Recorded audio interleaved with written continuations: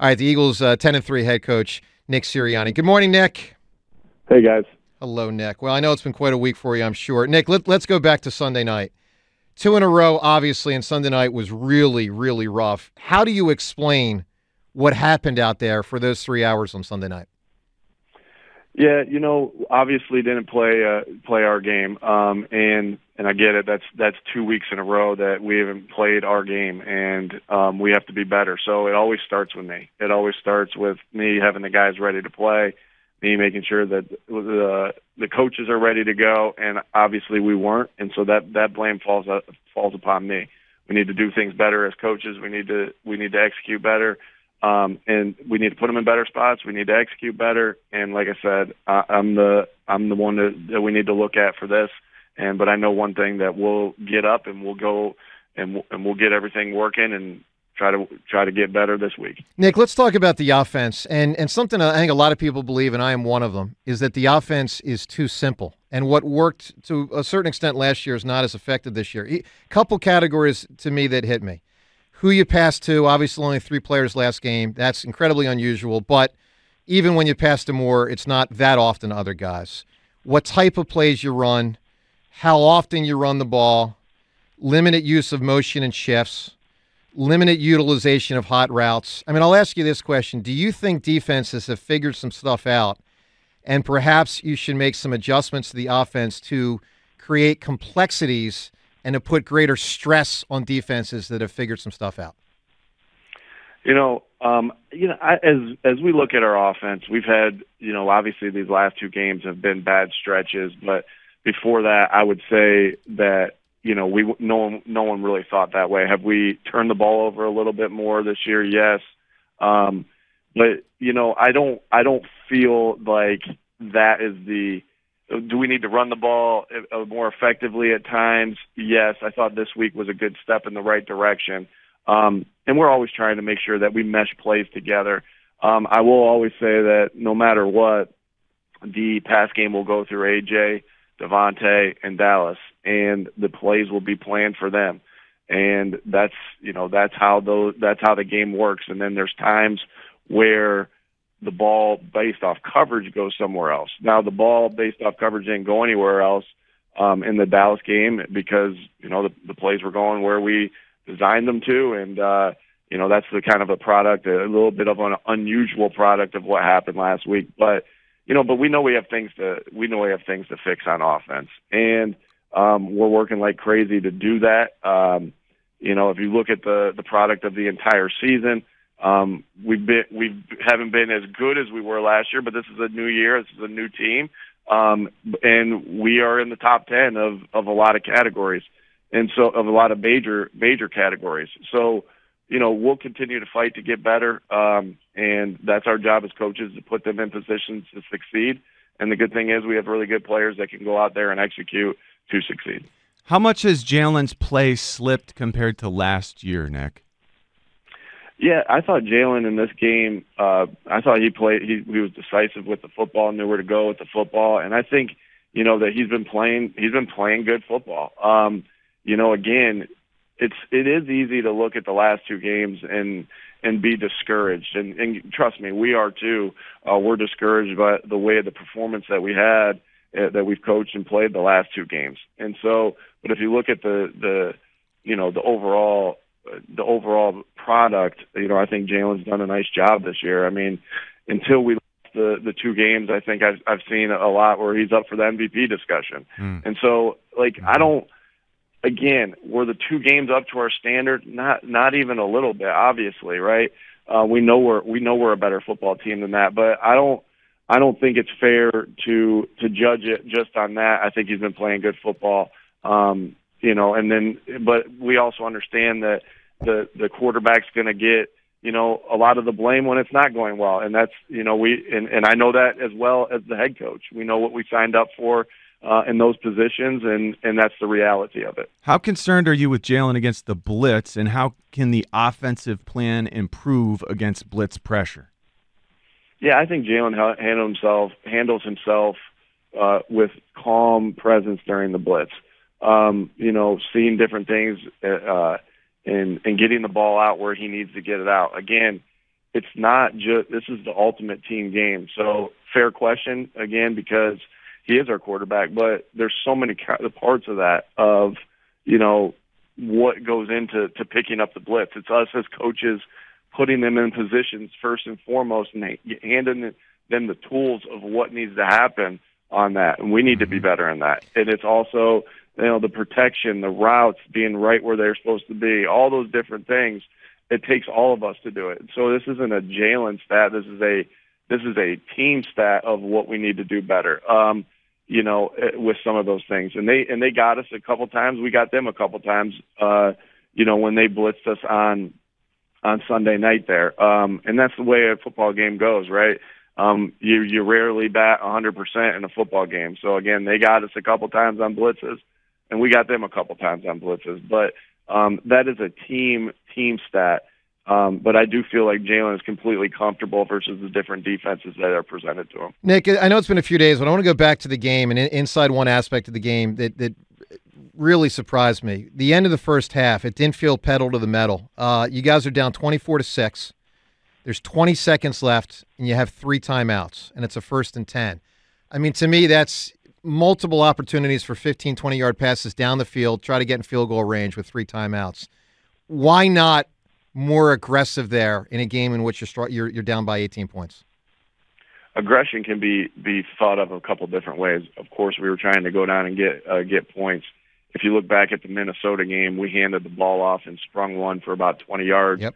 When the defense is in and we called a timeout. Then we did it again, called a timeout. Then we ran it again, I think, and then we kicked a field goal, right? That was the Minnesota game.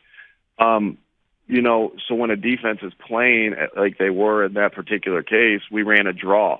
Did it hit for as many as we thought it would? No. Did we have visions of that Minnesota game in our mind a little bit with the way the defense was playing us? Yeah, so the aggression can be done different ways. Just because we handed the ball off doesn't mean that we weren't trying to be aggressive in that spot because we knew we needed to score points there. Now, the first play didn't go the way, it didn't gain the yards. We banged the timeout. We had an incomplete pass on the second play, and then on the third play, now you're looking at a time where yes, you still have 2 timeouts, but the time was at 13 seconds, I believe. And when the ball's on I believe it was on the 31 at that particular time. There's not enough time with we didn't feel like there was enough time with that 13 seconds on third down to be able to do that. Because remember this, if you don't convert on that third down, then you're forced to punt too. So that's on your mind as well, that you don't want to have to unnecessarily punt there. But, again, we felt like we were being aggressive, and it just didn't work out this time. But every intention of us with those 3 timeouts was to go try to score in that particular case. Hey, in this particular case, it didn't work out. Nick, when would you consider taking over play calling? No, I do not think that is the issue. I think Brian's done a nice job, handled a lot of different scenarios, and I think that he's doing a good job. And to me, right, I need to be able to manage the game, which is the whole reason why I gave up play calling in the first place, because I felt like I had people in place that'd be able to call it, and I still feel that way. And I need to be able to manage the game the way I see fit. I think that's a lot of respect to the guys that do both. I feel like, to me, managing the game's a full-time job, calling the game's a full-time job, and it takes 2 people to do that, during the game. And so I'm comfortable with Brian. Again, I think he's done a good job, and like I said, I need to make sure I'm doing my job in that particular case as a head coach. Nick, the last 4 games, our defense allowed 168, 172, 146, and 138 on the ground. Why are teams running so effectively on us? Yeah, especially these last 2 games, they've gotten the lead and obviously getting a couple more rushing attempts. But like I said, with some other of these things, we have to first and foremost be able to put the guys in spots to make plays, and then we have to go execute. So, whether that's been, good, and obviously we've played good teams too. But we know we're a good team, and we know we've been good against the run for a majority of the year, but it hasn't been for these last 4. Sometimes, you're setting up your defense to stop certain things in the pass game or certain guys in the pass game that open those things up. And so we got to be better, though. Again, we got to be better because we know we have the right guys up front to be better. And so, I really have a lot of confidence in those guys, got a lot of resources put up in those guys as far as, how we spend our draft picks, how we spend our money. Got a lot of faith in those guys. But we would no doubt we need to be better against the run to be able to get off the field and to make sure that we're in third and, longer situations as opposed to third and shorter. Nick, Jalen Carter and Jordan Davis, do you think they've hit a rookie wall? And if so, what can you do about it? Yeah, I don't believe that. You definitely see that in times of players, that are rookies. I've definitely been on teams where I'm like, that guy's hit a rookie wall, and I don't feel that there, and I don't see that there. Obviously, we're not playing well enough or coaching well enough in anything right now in these last 2 games, and so it'd be unfair to single anybody out or single them out. I know the rookie wall is real, and that's our job as coaches to make sure that they're rested and they're ready to go while also being ready to go physically, right? And so, meaning the answer is just not always to rest because you got to go out there and you got to hit and tackle and do all those things on Sunday. So you got to get them ready physically in the sense of, getting themselves hitting a little bit during the week.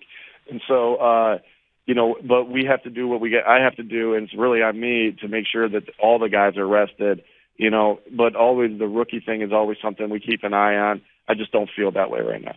Nick Sirianni here. Nick, let's talk about, I'm sure you heard that a player talked to Derek Gunn anonymously and essentially critical of the coaching staff with the nature of the quote.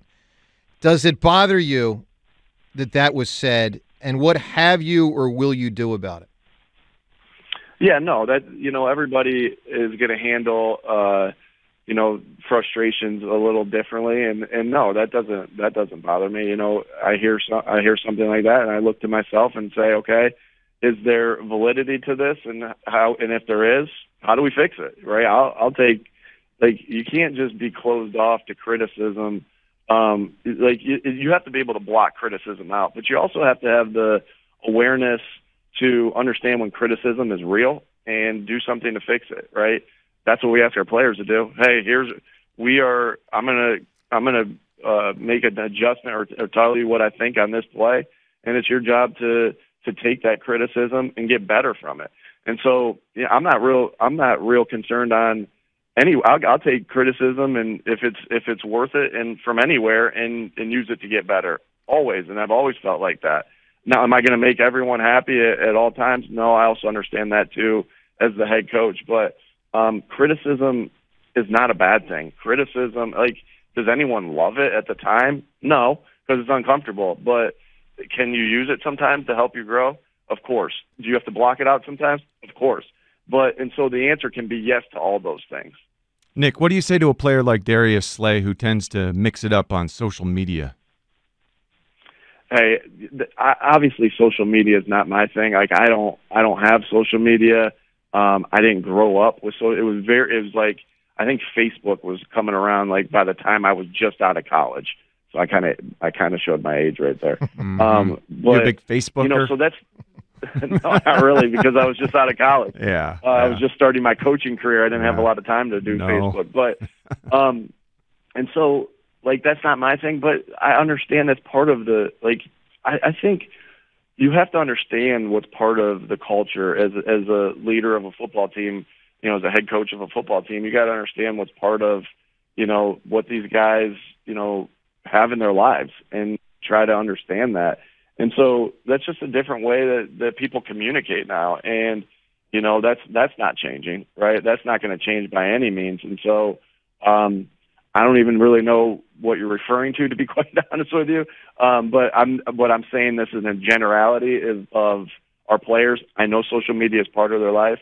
And they got to understand when it's something that can help them, and when it's something that can hurt them. And if it's something that's something to you that affects your productivity or how you are as a football player, then try to block it out. If it's not, then use it. So that's always my message with social media. Again, that's me not really knowing much about it, but also knowing that it's very something that our guys have to live with every day and use every day. Nick, final thing here. I'm curious, running Jaylen Moore, is that something you're saving until the playoffs? No.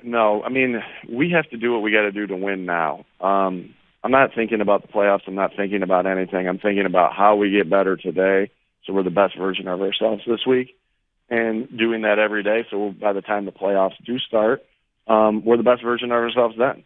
And so we have to do whatever we got to do to win this week. And sometimes that's running Jaylen, and sometimes that's not. He had a couple really nice runs in the game the other day, and that's obviously part of his game. And so we'll do what we need to do to win the game. Obviously, I understand, how that sounds to you right now because we haven't won the last 2 games, right? And so, but that's how we're thinking every game is, hey, what do we got to do to win this football game? And we'll do what we need to do that. Nick, good luck against Seattle. Obviously an important game to try to, not have a 3-game losing streak and hopefully close the season strong in the Final Four in the regular season. Nick, good luck to you on Monday night. Yeah, thanks, guys. You got Thanks, it. Nick. All right, there he is, Eagles head coach Nick Sirianni, sponsored by Turn 7, the massive Turn 7 holiday the massive Turn 7 holiday gift liquidation, Turn 7 liquidations.